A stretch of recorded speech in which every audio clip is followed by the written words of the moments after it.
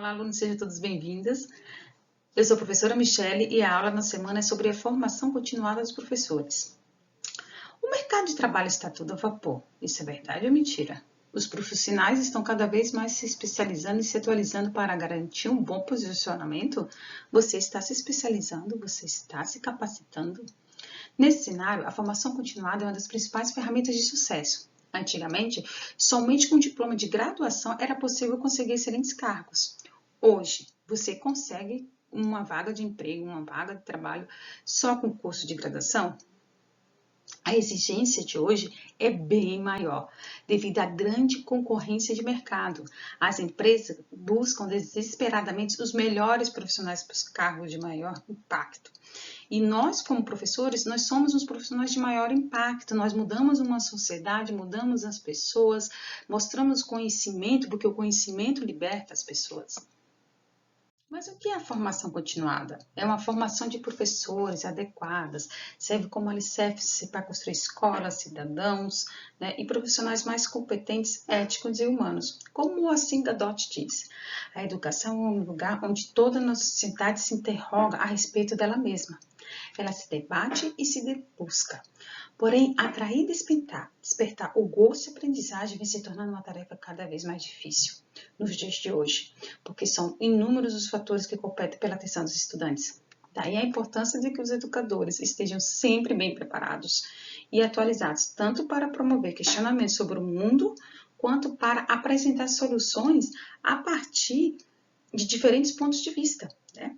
E isso só é possível com uma capacidade de qualidade. Uma capacitação de qualidade, que não se restrinja a aspectos tecnológicos ou formais.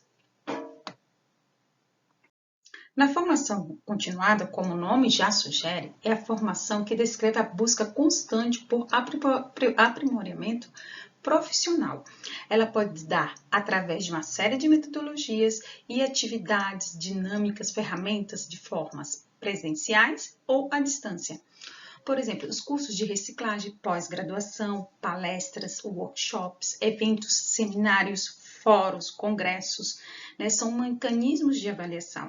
Como provas, são exemplos de instrumentos de formação continuada para professores. Recentemente, a formação continuada ganhou destaque para marcar presença na BNCC. O que é a BNCC? É a Base Nacional Comum Curricular. É o que hoje nós estamos vendo bastante na educação básica.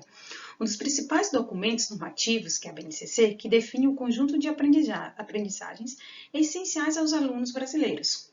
A BNCC aborda desde as disciplinas obrigatórias até os temas, como carga horária e condições mínimas para aprovação nas diferentes etapas e modalidades da educação básica, sendo composta por textos introdutórios, que é o geral por etapa e por área, competências gerais que os alunos devem desenvolver ao longo de todas as etapas da educação básica, competências específicas de cada área do conhecimento e dos componentes curriculares, os direitos de aprendizagens ou habilidades relativas a diversos objetos que conhecimento que os alunos devem desenvolver em cada etapa da educação básica.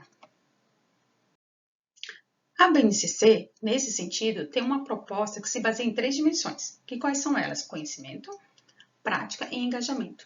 O que vem a ser o conhecimento? Que é o domínio dos conteúdos ensinados. O que vem a ser a prática? A gestão da aprendizagem. E o engajamento vem a ser a interação e o compromisso quanto ao trabalho como educador. Agora, alunas, pense comigo, qual que é a importância da formação continuada para professores? Você pense, por que eu preciso estar sempre me reciclando? Porque eu preciso sempre estar me atualizando? A lei é sempre a mesma, de décadas para décadas? Ela sempre continua a mesma coisa? Você já parou para pensar nisso? Você hoje que está no mercado de trabalho, ou você que quer entrar no mercado de trabalho, quais são as competências que você precisa ter? Quais são os currículos que você precisa ter? Quais são os cursos que você precisa ter para que possa entrar no mercado de trabalho, para que você possa ser aceita? Todo segmento no mercado passa por mudanças ao longo dos anos, o que pede a atualização constante daqueles que formam os profissionais. Antes da popularização da internet, as mudanças corriam em ritmo mais lento, uma vez que novas informações demoravam meses até anos para serem transmitidas entre universidades e escolas de diferentes países. Não sei se é da época de vocês, mas na minha época não existia internet. Então nós tínhamos que usar sempre livros, esperar livros, ver a disponibilidade na biblioteca para esses livros, né? Ou por cartas, né? Então era tudo mais, assim, tinha mais dificuldade, né? E, no entanto, a partir do ano de 2000, ao boom da web, né, quando surgiu a internet, grande parte das instituições e pessoas físicas passou a ter acesso a um universo de dados, o que impactou a forma de aprendizado. Desde então, o mundo tem se tornado cada vez mais digital, com transformações em ritmo acelerado. Isso nós estamos vendo aqui na pandemia, né? Você vê que antigamente, antes no presencial, o que nós temos? Nós temos a lousa, temos o canetão, o giz, né, giz cerâmico, desculpa, o giz normal, e você está dando aula. Hoje em dia não, nós temos aplicativos para que possa transmitir o conhecimento, o conteúdo para o aluno, né, para que ele possa se desenvolver também. Né, que são resultados de gerações para gerações. Conquistar e manter a atenção dos alunos hoje em dia é um desafio para os professores, não só quando era no presencial, imagina agora no remoto, porque vocês podem perceber que alguns alunos desligam a câmera, desligam o microfone e às vezes não interagem com o professor. E até quando eu vou saber se esse aluno está aprendendo ou não? Será que a prova que eu disponibilizo para esse aluno, ele está aprendendo? Será que ele aprendeu o conteúdo? E eu não posso avaliar o aluno pela prova, né? Não só pela prova, né? Que a prova ele pode ver, ele pode decorar, ele pode fazer uma série de coisas, né? Que precisa desenvolver novos métodos de ensino, que incluam as ferramentas digitais, que são as presentes hoje no nosso dia a dia. Afinal, é necessário utilizar elementos familiares para converter informações em conhecimento sólido? Você já parou para pensar se você é um bom professor? Mas o que é ser um bom professor? Responda para mim, o que é ser um bom professor? É preciso mais do que vocação e afinidade com o ensino para ser um bom professor. Na prática, o professor deve desenvolver habilidades cognitivas, sociais e emocionais para que visualize e implemente respostas criativas às demandas do dia a dia. Em resumo, vale investir em uma somatória de competências que permeiam diversas áreas do conhecimento, desde liderança até as linguagens e ética.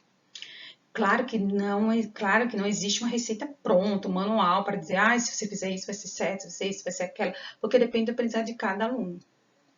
Para ser professor eficiente, certo?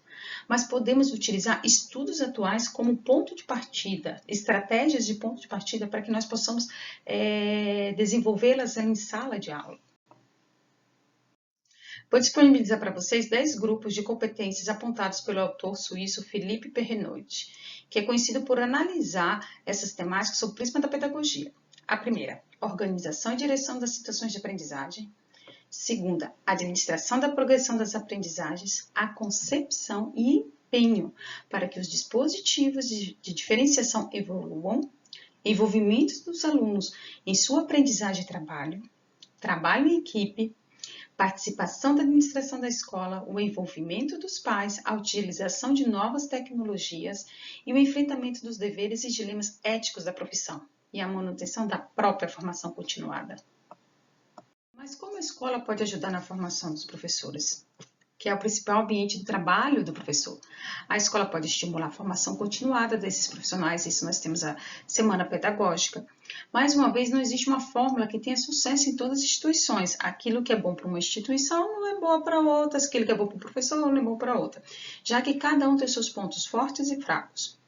Então, o primeiro passo deve ser o levantamento daquilo que precisa ser melhorado, o que está precisando ser melhorado dentro da instituição, seguindo de uma análise de prioridades. Para entender melhor, vamos imaginar que uma escola fez uma avaliação geral e levantou 2 problemas rapidamente: o desinteresse dos alunos pelas aulas de história e o ambiente competitivo entre os professores. Isso acho que não acontece aqui, né? Ao eleger qual demanda precisa ser solucionada imediatamente, é crucial considerar seus impactos. No nosso exemplo, o estrago maior decorre ao clima do ambiente acadêmico, que se torna pesado quando existe aquela competição exacerbada. Assim, essa questão precisa ser resolvida com prioridade.